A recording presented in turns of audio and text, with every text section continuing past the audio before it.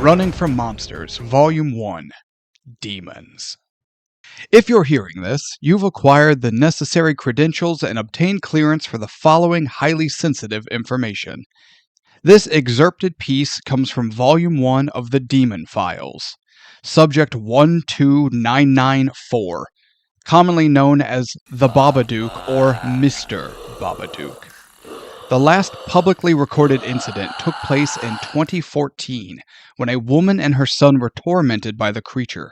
Authorities and psychiatrists wrote the encounter off as the mother, Amelia, succumbing to her dark, intrusive thoughts after prolonged periods of grief and exhaustion, resulting in severe depression. Luckily for those involved, this surface-scratching explanation was deemed satisfactory. Our historians and folklore experts, however, believe the first recorded encounter with Mr. Babadook happened in Germany as far back as 1813.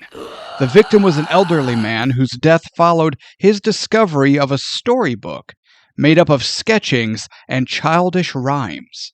Neighbors reported a piercing scream during the night, and in the morning his body was found near the fireplace, with the charred remains of the book still smoldering atop the ashes. Thanks to our surveillance efforts, we witnessed another book appear in the home of. After watching the victim's condition progress to the point they became a viable host, Mr. Babadook possessed them. A capture team came in and successfully sedated the target. The possessed individual has been relocated to for further study. Mr. Babadook is a demon that feeds on grief, sadness, and fear. While it lacks a physical form, you'd be gravely mistaken to believe this entity is just a spirit. Babadook is a malicious being that only spreads torment and death. When strong enough to take shape, it will take the form of lost loved ones to further the target's descent into madness. When it decides to reveal itself, it typically takes the form of a 7 to 8 foot man with a ghostly white face and a black top hat, giving it the moniker of Mr. The rest of its form seems hidden beneath a dark overcoat, but this shadowy appearance is in fact the creature itself. Hanging from the quote-unquote sleeves are long claws capable of splintering wood and slicing flesh from the bone. The most clear depiction of Mr. Babadook we have comes from the creature itself, as it includes sketches of itself in its book. It commonly draws itself with dark, tired eyes and a mouth filled with razor-like teeth. Throughout the file, examples of its powers are touched on, but the bulk of the Babadook's abilities still remain a mystery. What we know is it will teleport, shapeshift, and when the target is ready, possession.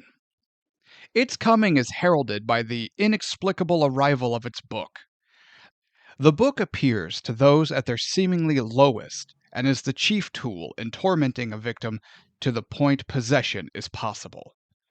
Should containment be breached, humanity's survival is rated at 100%. Babadook has no desire for humanity's extinction. It thrives on fear and thus has a vested interest in our survival, but not our well-being. Should you find the book sitting on your shelf, don't panic. Don't run from the bumps in the night or the glaring eyes in the shadowed corners of your home. Use your heightened adrenaline for anger instead of fear and fight back. Show your willingness to confront the beast head on and pray that it looks for an easier target. Thank you for listening to Running from Monsters, Volume 1, Demons, presented by Ticket Price. At this moment, we would kindly ask if you enjoy this content to drop a subscribe and like the episode, and then make sure you check out our other episodes, both our Running from Monsters series, as well as our traditional movie reviews. And of course, thank you all so much for your time. Bye-bye.